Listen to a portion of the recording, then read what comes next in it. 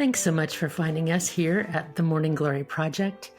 I'm your host, Betsy Graziani Fassbender, and my co-producer, Angela Washington, and I are ever so proud and honored to bring the stories of amazing people to you.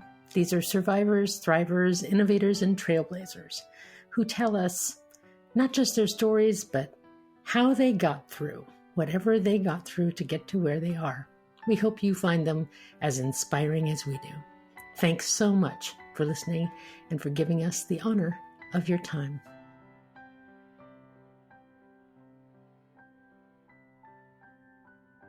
Well, today I'm doing something a little special for me on the Morning Glory Project and for you listeners as well.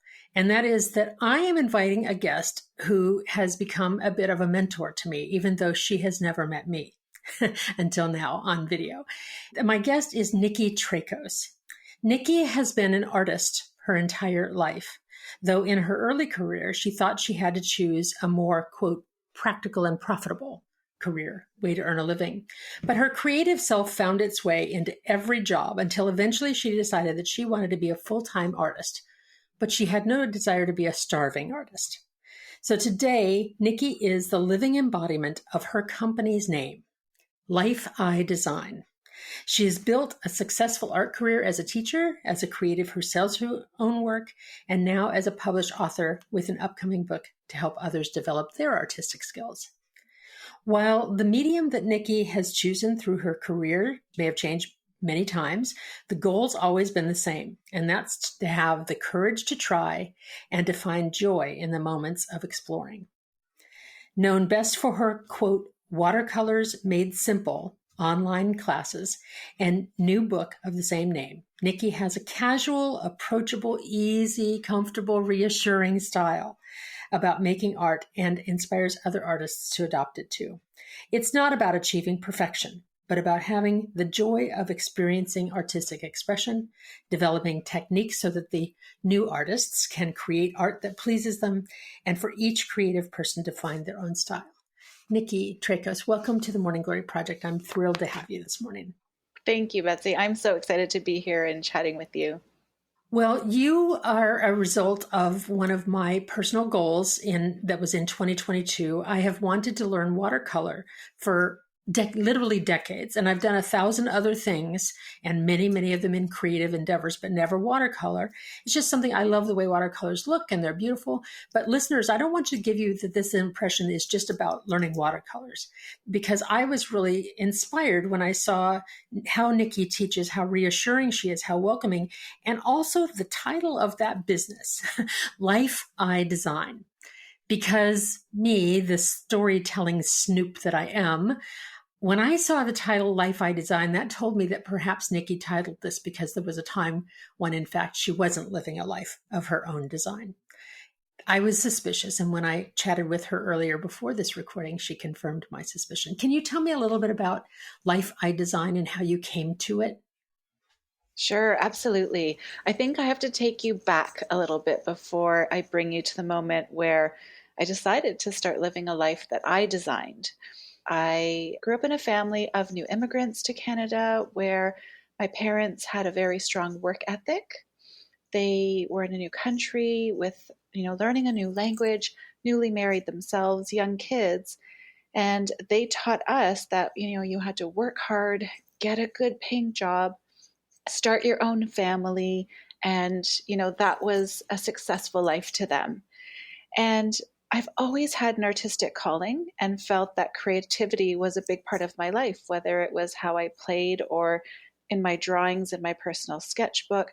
But art and the practice of art in school especially was almost a bird course. So anyone who could draw or, did well with painting and did well in art, it wasn't really taken seriously. Mm-hmm. So by the time I got to high school, although I had this creative passion, I didn't have anyone around me who were in a creative field or did anything artistic. So I thought I have to go to university, get a good paying job. I knew I was marrying my high school sweetheart, so I needed to save money to buy a house and to start my life as I was taught. And that was okay for the time being, but it got to a point where I would look at people around me and I would see others in creative fields or expressing their artistic side and making a living from it, being able to be an artist, express that side of them, and not have to work at a job 9 to 5 and being unhappy just because you need to pay the mortgage or, feed the family. And that was something that I struggled with for a little while. You mean that conflict between, can I be an artist and still be a financial contributor in the way that you wanted to be, have a life of the level that you wanted to achieve? Yeah. And I even think, just, can I be an artist? Mm. Am I an artist? Am I good enough to be an artist? What right do I have to even want to be called an artist? For me, when I thought of art, it was art that I would see in museums painted by master painters. And there was no way that I could even see myself getting from my sketches in my sketchbook to, being that great artist. I didn't realize how much there was in between. Again, I didn't have the knowledge, the guidance back then. We're going to date ourselves, Betsy. I didn't have the internet, right? Like resources to really figure out, could this artistic side of me be expressed? And what does that look like? Well, as you're talking, I'm thinking, Nicki, how parallel my experience is in a different, I'm new to visual arts in this way, though I've dabbled on my own.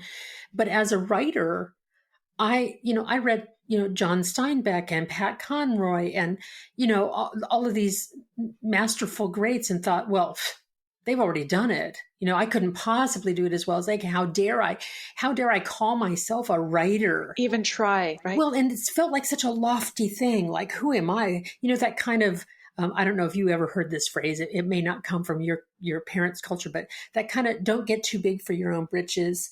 Who do you think you are? You're not so fancy. It's like, that was art and writing and creativity was a luxury. Did you call it a bird course? Yes, a bird course. That's what we called it in high school. What's a bird course mean? So a bird course is a course that's just really easy. It was one of the, a fluff course you could take in high school to get a credit and a high grade to bump up your average. So because you really didn't ever get a poor grade in art, because I guess it really is based on your effort, whether Right. It was a good drawing or not. And again, that's all really personal, what's good or what's not good art. And that's something that I talk about more in my classes. But so it was just an easy course. Yeah, I've just never heard that term, bird course. Oh, really? Maybe it's a Canadian thing or like an 80s thing or 70s thing. I don't know. Yeah. Well, yeah. I've heard them called easy A's or, those kinds of things. But so what we're saying here, though, is that art in your family, in your culture, and I think, frankly, in our wider culture, is not seen as a value. It's not seen as legit. Like, there's the real jobs and then there's those other jobs. If you're an artist, a writer, until your art or your writing or your whatever starts making money, then all of a sudden you're legit, right? But people still don't get it. I think even at that point. Even then. I feel like some don't. Some do and really celebrate it, which is exciting. And I've seen a growth over the last few years. I would say the last maybe 10 to 20 years, actually. And I really think it's, the day and age that we're in with technology. I think people are exposed to art more and see the creative process.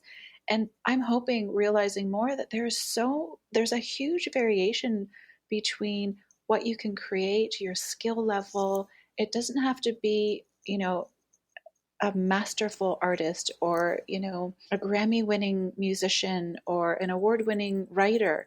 There's so much in between that you can be and still be considered an artist, a writer, a musician. And that's something that I like to demystify as well, around making art and calling yourself an artist and being okay with embracing that title, owning it, and celebrating it too. Even if it's not your profession. Yes, especially if it's not your profession, because I feel when we're hobbyists, we often downplay our skills and ability as well. So I'm a big advocate for calling yourself an artist. If you pick up a brush and you paint and you practice that painting and you enjoy that painting and you express that personal side of you, you are an artist. And it doesn't have to be great art hanging on, gallery walls. Well, it took me about 10 years to call myself a writer. I wonder how Same. long it'll take me to call myself an artist. I don't know. Same. Because that little gremlin of comparison does kind of come into the brain, right? And says, well, go to a museum. Those are artists. I mean, come on. Or I can look at what you paint, Nicki. I can look at what's even on the wall behind you as I'm looking at you through the video that our listeners can't see, but viewers might. I'm looking at your art and thinking, well, I could never do that. So she's legit and I'm not. That devil of comparison is just so nasty. But I don't think that's exclusive to art. I mean, I think that can be people comparing their body shape, or people comparing their athletic ability, or people comparing their financial earning power, or their hierarchy in their company, or whatever. We have this way of delegitimizing ourselves all the time, don't we? Yeah, we're really good at that, aren't we? I think it only takes one negative comment to get in our heads and to make us doubt what we want to be, or what we want to achieve, or what we want to practice. And I'm going to tell you a story. Early on, I'd say when I was in university, I was studying everything from political science to English lit. And then I finally landed on sociology and anthropology, and I loved what I was studying. And again, I always had that creative calling. I even left university for a year to go to art school just at a local college.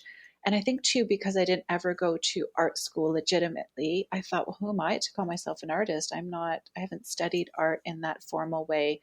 But I had a friend who wasn't very supportive. And sometimes other people can unintentionally put their self-limiting beliefs on you. And she was looking at a piece of my art that I had painted and was really proud of. This is when I was just a hobby artist and just needed to express that side of me. She said, "Oh, I can see your pencil lines." And that devastated me.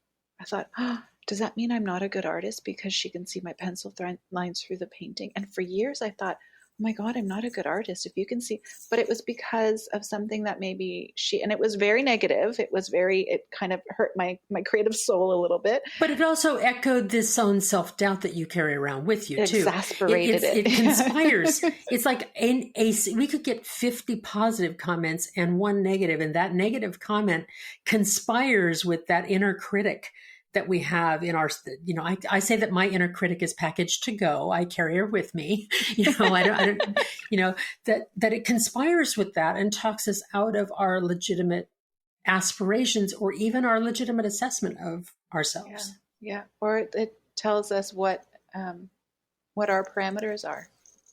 Right. So if I see pencil lines, then that means that wasn't a good piece of art that I created. But the funny thing is the next time I went into an art gallery, I went to look for pencil lines.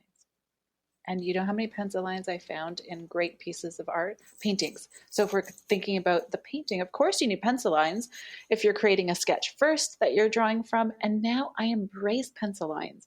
And I don't know if you know, even from my classes, when I say embrace the pencil lines, like don't think that you didn't create a good piece of art because you can still see your pencil lines through. I think that's what adds personality to our art.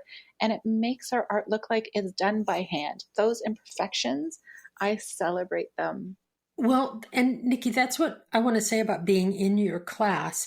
And again, this isn't just about advertising Nicki's classes, though, although I think everybody should take them. But I've taken other classes from some other fabulous teachers too.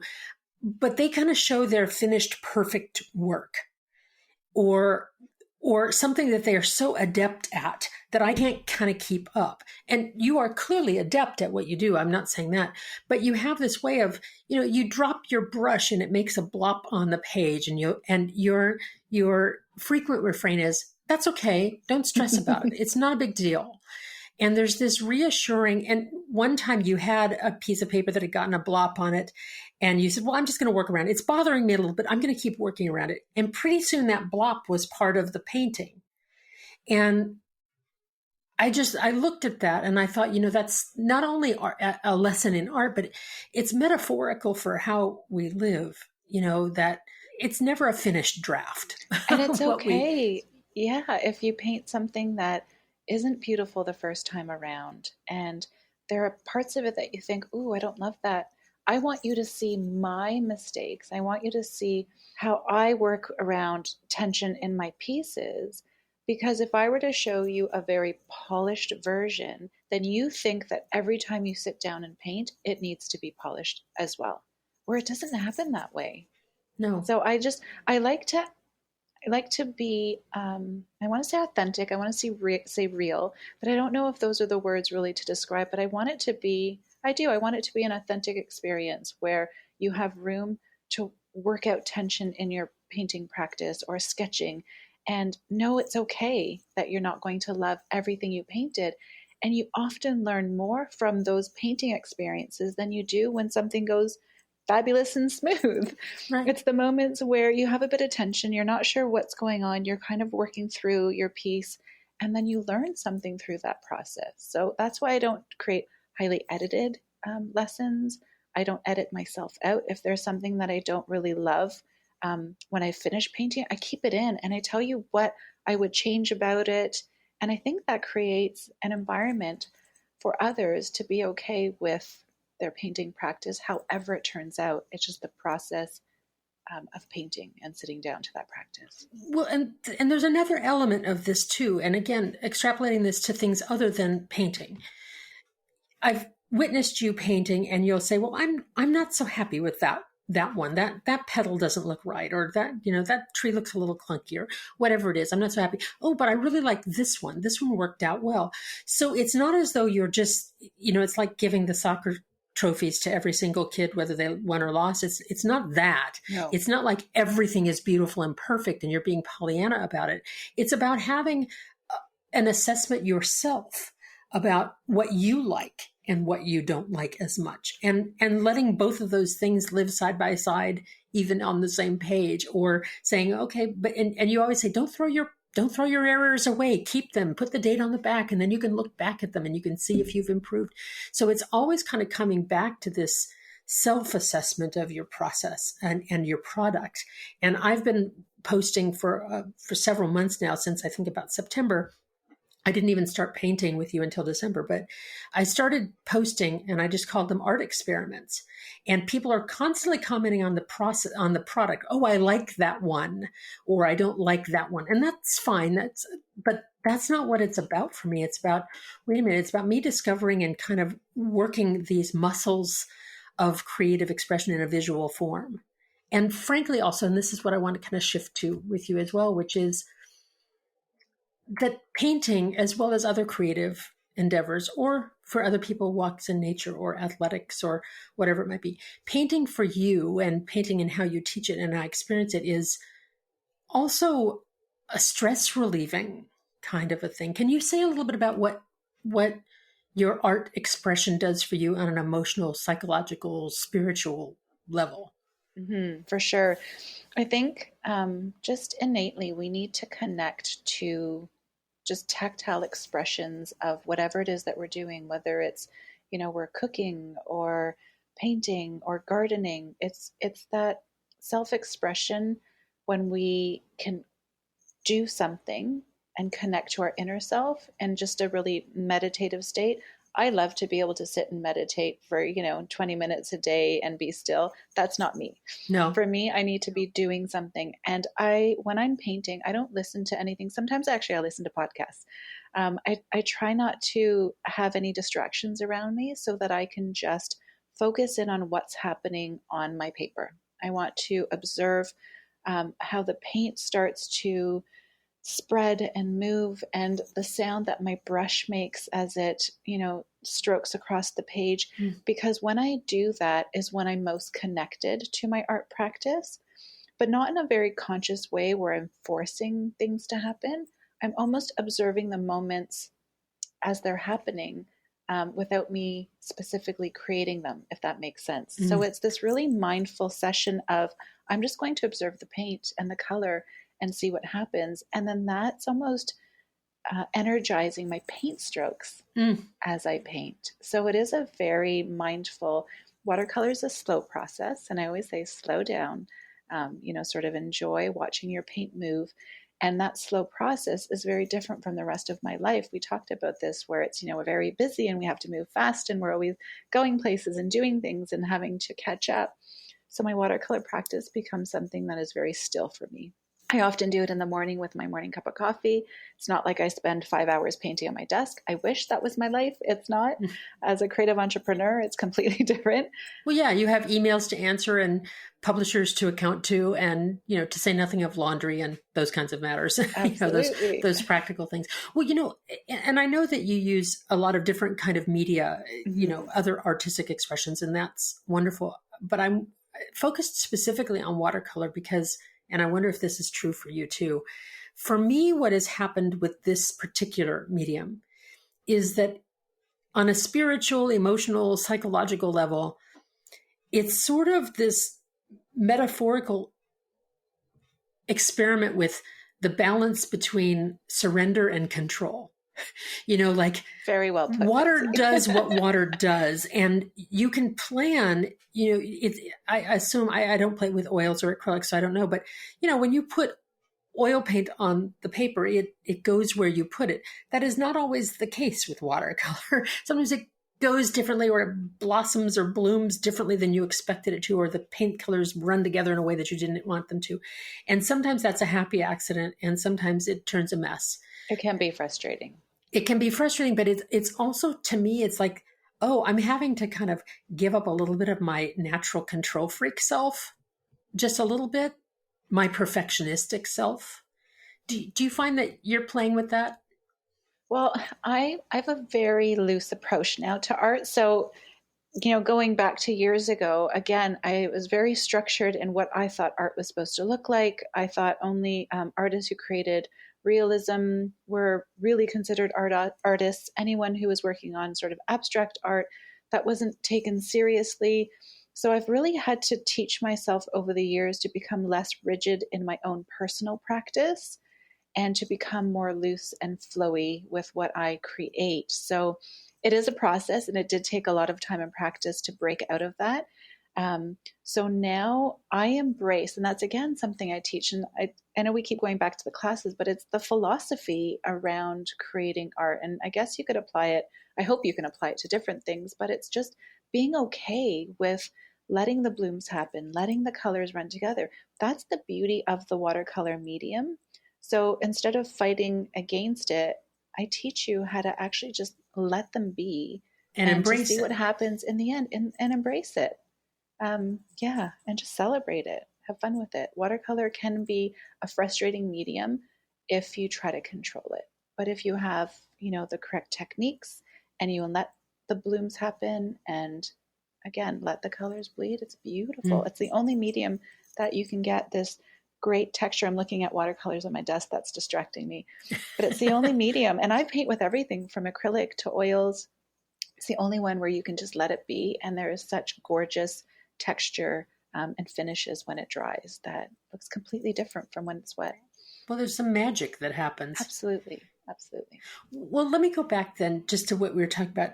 There was this bridge between the way that you were working in the makeup industry, and you did professional makeup for brides and those kinds of things, and also for movies and TV and all of that, which is another kind of artistic expression, perfectly legitimate. But there was something that wasn't still quite enough for you. Tell me about how you bridged between having art as part of a profession versus the transition to having art be your business and your practice. Sure. How did Li-Fi Design get started? I'm going to tell you that right now, actually, because I think that's a really good segue into what I want to share as well. So I worked corporate when I graduated from university, and I had a really good corporate job. We got married. I married my high school sweetheart. We bought our first home, and I was trying to get pregnant with our first child and was having a hard time. And I said to my husband, I think I just want to take a makeup class or something. Again, looking for ways to express my art. I was sewing curtains for a house. I had drawn a beautiful mural of a silhouette of a woman with charcoal on our wall, directly onto our wall in our living room. So I was always looking for ways to fulfill that creative part of me, and just doing it for fun. And so I thought this makeup class would be a good distraction for trying to get pregnant and not having a great time with it. The day I signed up for my Saturday morning makeup class at our local community college was literally the day I found out I was pregnant with our first. So I had taken a class through a semester and really fallen in love with the fact that I could use women's faces as a live canvas, and it wasn't permanent. I could, remove anything that I didn't like, but I saw contours and shadows and highlights, and then the transformation of watching a woman, go from feeling maybe not so great about herself to being really happy. I was very natural handed with my makeup. So whenever I did makeup, it was never garish or heavy. It was always just enhancing women's features. And again, when I think about women who say, oh, I don't like my nose or I don't like my lips, then I would say, okay, let's not focus on that and let's focus on your eyes. You have beautiful eyes. So just like a painting. So if there's something that you're feeling a bit of tension around, then I, think we should focus on something that's working and that we're enjoying, right? So it's the philosophy around let's focus on something that's a little bit more easygoing right now. We'll go back to something that's a little bit harder later on. So I managed to leave my full-time corporate job. I got pregnant with my second child, so I have a son and a daughter, and I was really thriving doing makeup. It was just a natural progression of word of mouth. I was doing weddings and personal makeup, and then suddenly I was doing television and photo shoots and then teaching workshops. And I said to my husband, I want to stay home with the kids full time, but still be a makeup artist part time and be able to leave the house and get a break from the kids, have them have a break from me, and be able to earn some money and contribute while you can go off and build your corporate life. And it worked really well. It was a busy life. My husband traveled quite a bit. Long hours on set for me was a reality. Sometimes I'd bring the kids with me. I'd wake up early on weekends to do weddings. And then it got to a point where I realized I was spending a lot of time outside of the house on weekends when it was our family time and there were things we couldn't do. Because that's when weddings and events happen. Yeah. So I couldn't book weekends away with the kids and my husband because I had weddings booked. And that was a big part of my income. My revenue stream from weddings was a big chunk of it. So I couldn't give that up. But, 13 years later, my kids were older. They didn't need me as much. I was falling out of love for how much time I was spending on doing makeup and really just wanted to try art. Like it was always something that was sort of the back of my mind. And, I was turning 40 and I thought, now is the time. I've never really truly been able to lean into being an artist. And I wonder what that's like. And I was watching an episode of, this is a really funny story. I don't know if I've ever shared this actually. I was watching an episode of Grand Tour. Is it Grand Tour? It's the car show. It's based in the UK originally, but it's three guys who get to drive cars around and test out all these cars and have these adventures.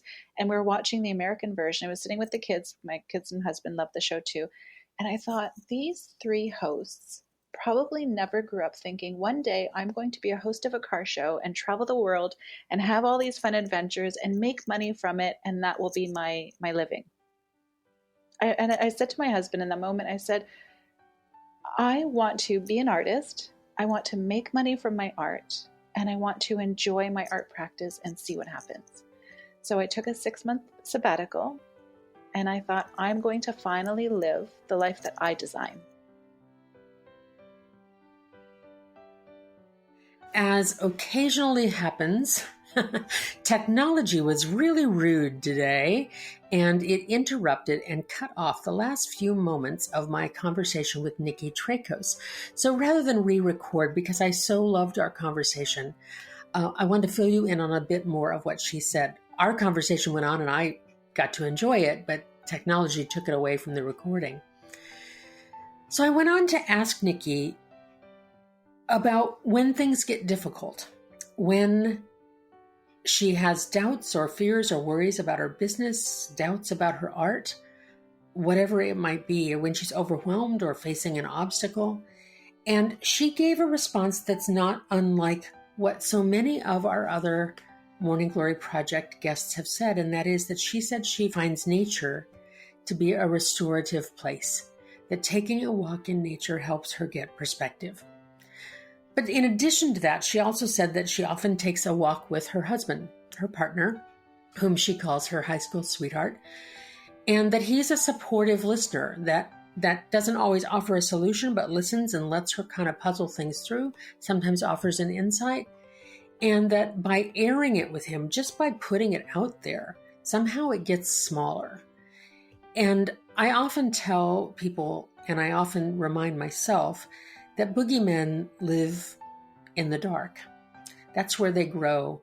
And by dark, I mean when we have a worry or a shame or a secret or an anxiety, that when we tuck it away, when we hide it from others, when we secret it away into the dark places of ourselves, it grows.